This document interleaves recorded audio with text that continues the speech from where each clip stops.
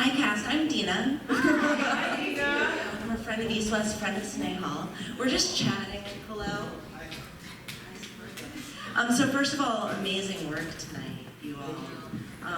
We were just chatting about moments that stuck out to us. And I'd love to ask you just a couple questions, and we'll open it up. What drew you to this play? What made you want to be a part of this? Well, for me, it was, it's a Vietnamese story. I'm Vietnamese. My parents came from Vietnam during the war. And also, my first time auditioning on the stage. This is my first time on stage.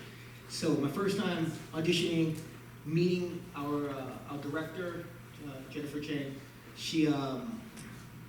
I walked away from that audition feeling like there's a lot she could teach me as an actor. So that's what drew me back. And then I was hesitant to take the job, actually.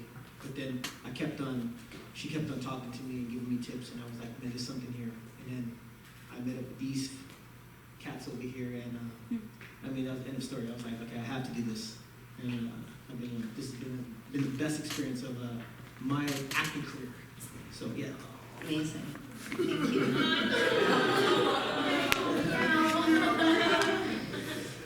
I'm Jane. I first saw this as a reading at SCR years ago with Raymond Lee in it, and the original cast, and they're doing a sequel next year, which is super exciting. And when I heard the reading, I kind of bawled my eyes out at the end, and I had never heard anything like this before, where we're using modern devices and music and vernacular and video games and comic books to tell history. And it blew my mind open. And I've just been waiting for the show to happen. And it's like one of those shows where I feel like every Asian American wanted to be in this show. Yeah, it's true. It's true. And we're just stoked. We're stoked, dude. My love affair with Qui's work began a couple years ago. You and I were both in a stage reading of She Kills Monsters. And I was like, oh, this guy's my people. Like, it was a story about a young lady who's grieving over the loss of a sister, and she finds this notebook of all of her D&D campaigns, right? You guys know what Dungeons and Dragons is? Mm-hmm. You guys are looking at me like crabs are crawling out of my ears, but for those of you who don't know, it's a tabletop storytelling kind of medium, right? Like a board game but without the board, and you tell a story together. And that really hit me. I was like, oh, whoa, he's on my radar. And I was like, I'm gonna clock this guy. And he just kept pumping out really cool plays. And I was just like, oh, okay, now I guess I'm a Qui Nguyen fan. And then this happened. There was SCR, OSF, and then there was a couple of others, and then San Diego. I tried out for the San Diego one, didn't get it, but I watched it, loved it. And I was like, okay, I'm gonna try whenever I can get it, and it's local, I'm gonna go. And sure enough, East West Players production, and I just, on a lark, tried it. And same thing, fell in love with you guys, fell in love with Chang, and yeah, now I'm here.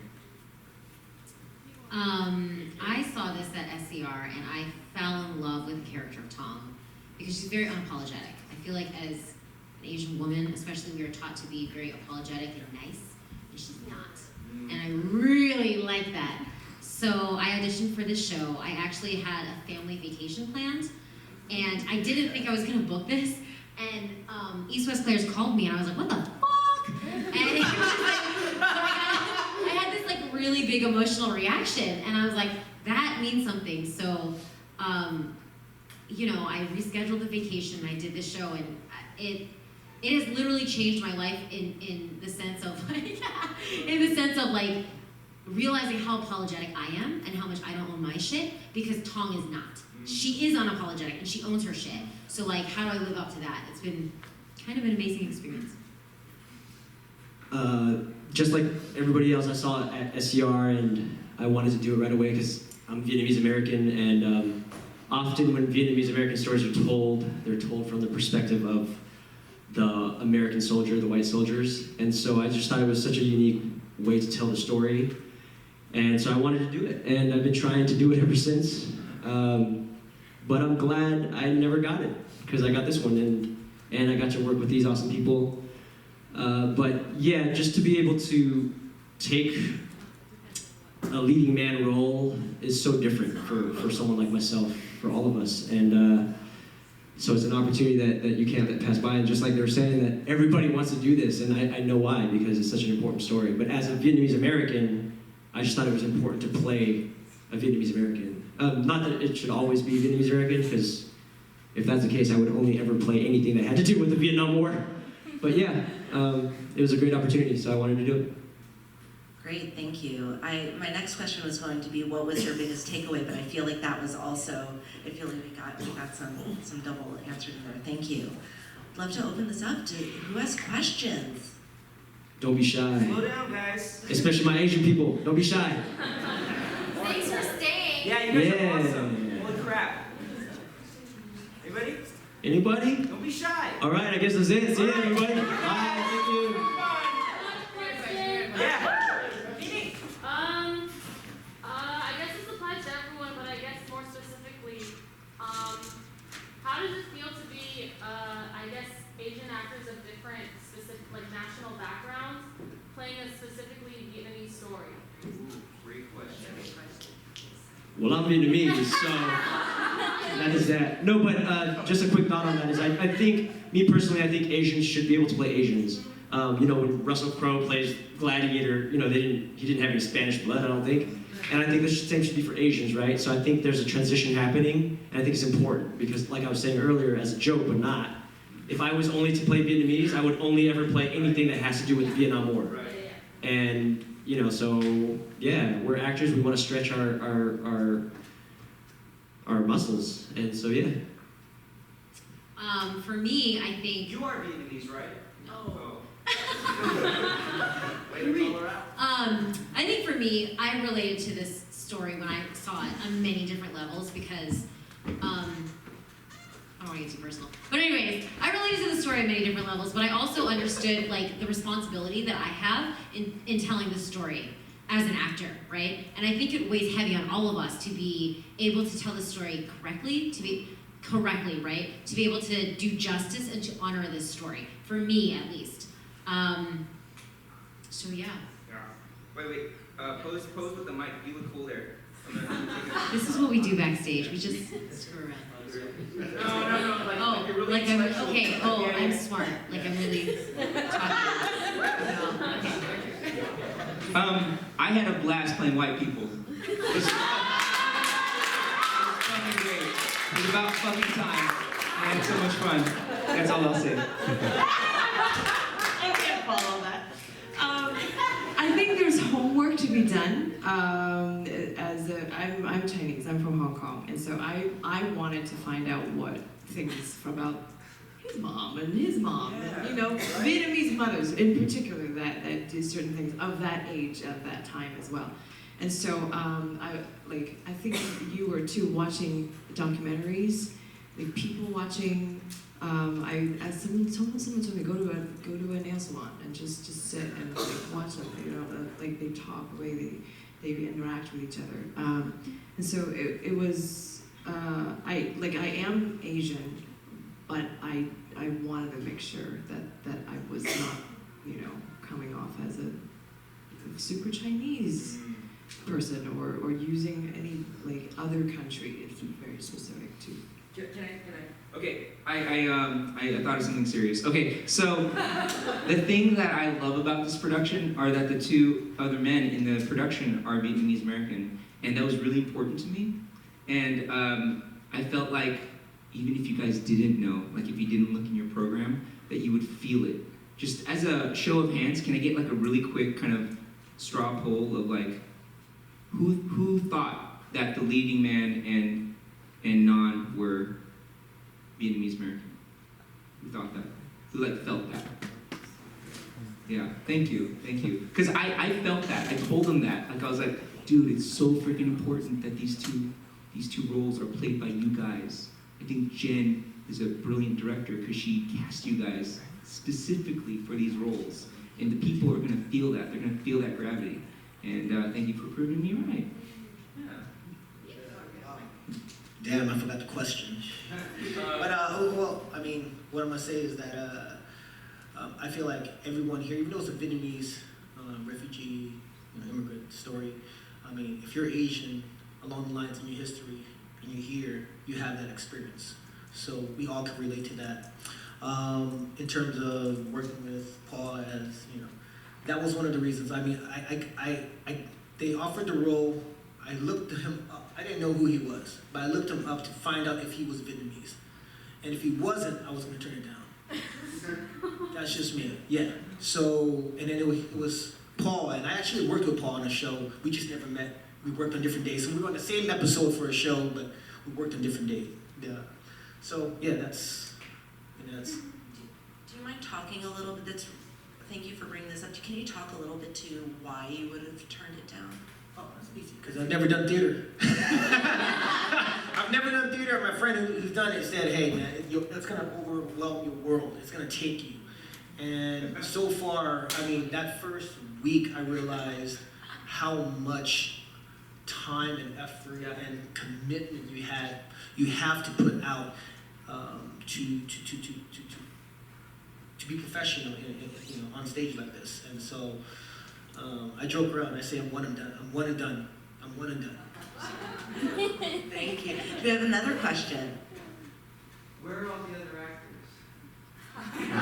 They took it out. Thank you. They went out. You guys came out, it was like, there really are only 5, so that's a testament to your good job. The question was, going from scenes that are very, for lack of a better word, almost cartoony, very big and broad, and then going to very straight, very realistic, especially the last scene of that.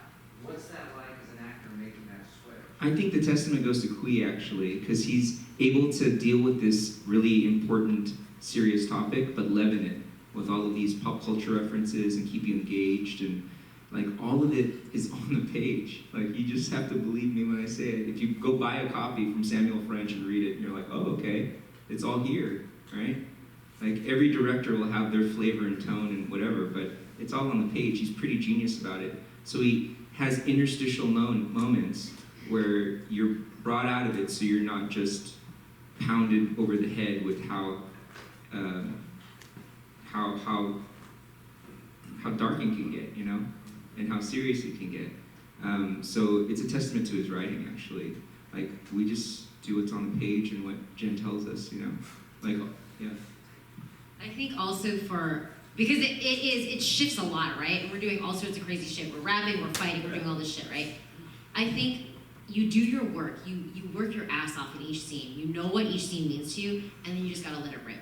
Like, I actually, I really like to control things, and in this show, you have to go along for the ride. Because you cannot be thinking about what rap you have to do next when you're fighting someone, or when you're in a really serious scene, or when you're in a really funny scene. You have to do the work and then trust that it's gonna take you where you need to go. Also, all that is true, but Jen also beat into us. Like, what are your intentions? Like, why? Because you're shifting in time, so it can get very confusing, even for us. But what are you trying to get from the other person? What are you trying to get in this moment? And so that helps you to shift. Yeah. That's great. Oh, yes. And I also have to add, to add that you mentioned the writer, the director, but it's them. You know, they work so hard. I mean, you guys understand. We were Monday through Friday, 6 p.m. to 12 p.m. No, 6 p.m. to 12 a.m. You know, 6 hours a day, and I would see them out here in the dark running their lines. So they're just so committed. So it's the actors up here too. So I just want to give them props. Thank you, Scott. Yeah. We love you, brother. Yeah. Back there. I'm curious about the fight choreography, which is Oh. phenomenal, I think. Oh, yeah, there was a fight. There was a little fight. Yeah. That was all Thomas, the choreographer, and Aaron, and Mew. Yeah. But it's the mastermind was Thomas and Aaron. It was actually supposed to be a much longer fight. Yeah. If it was up to him, there was gonna be zip Oh yeah, you guys lining. should see the director's cut on the Blu-ray. It's epic, man. Yeah. Epic. If you haven't read the script, it doesn't tell you anything. It just says it's the most epic fight you've ever seen on stage. And so Thomas wanted to do, I think, a 7-minute fight. Well, that's what Jen wanted to do. That's what Jen also wanted to do, but just for the flow of the show, we just kept on having to cut it down, and we were rehearsing, a certain choreographed fight, and then it just get cut down, and we were really upset, I think, and it just kept getting cut down, and now I think it's about 4 minutes, and yeah, but it was fun to practice and work with Thomas on that. That's fun. And I'm on a time limit, so I saw a hand back there. I guess this might kind of come down to like, oh, it was all in the script and it's there too, but something that struck me so much is like this not being a war story, but a love story set on the background of war. So how do you approach this to not make it about your characters like trauma, but about how they're just existing? Great question. I bet she's a student. Wait, not making it about what? Just existing as getting through their life versus making it about the trauma. Yeah. Go for it. You have the mic. Take it. Take it, Tom. I mean, I have never lived through something like what our characters have had to live through. I'm very grateful for that. I feel very lucky. But I think for me, my character, she's fucking resilient. She's a survivor. And so her thought is not about living the trauma. Her thought is about what am I going to do next to get to where I want to go or to be where I want to be, right? And so I really took that on, and I think that's what helped me, even though like my imagination can go to where the trauma can be, right? I know where that exists. I know what that is for me. But that's not what her focus is, so that's not what my focus is, if that makes sense. I found that my character is kind of the avatar for the audience more often than not. Like this, hapless white guy who falls in love with this Vietnamese girl, or this hapless hippie dude who doesn't know jack about, what really happens on the other side of the ocean. And even as a playwright, the son of somebody who's gone through something like that. So he's actually an avatar for you guys, or all these characters are avatars for you guys, because I'm your stand-in, and I ask those questions, and I seek, and I fight back with some of the answers that I don't like. And so that's how I think the characters I play handle that. Yeah. Yeah, sure. For me, it was very different, right? Because often especially Asian men, are relegated to side characters and stereotypes or whatever. So that was a challenge that she challenged me to take on the leading man, and she was like beating my head over and over because I wasn't really grasping that concept because I've never had that opportunity. But for me to make it not about, I just made it about my parents, because my parents, oftentimes when Vietnamese stories or Asian stories are told, they're side characters, right? But I had to think about it. I thought, no, my parents fell in love, and during war, my dad got out of prison and asked my mom, according to my mom, he begged her to come with him to America. And so, but that's a story about love. It wasn't a story about war, so that's what I did, was I tried to just talk to my parents about their experience. And you realize, for them it wasn't about the war, it was about love. And that's what you try to bring to this play, to these characters. I think for me, as you were saying, like the war was a circumstance, the setting is a circumstance. And so outside of that, as the actor behind it, I needed to understand what are her basic instincts regardless of circumstance. What kind of thinking pattern, how would she make decisions if she was in Vietnam? If the war didn't, what kind of a human she would still be. And so it helps me that no matter what circumstance thrown at this character, this is her through line of a kind of a macro look at the character. And I think there's so many. There's 18 characters. And so we each have to understand enough about our whole person, the ins and outs intellectually, so that we can get in our feet in a grounded level and then play with each other, no matter what the circumstances.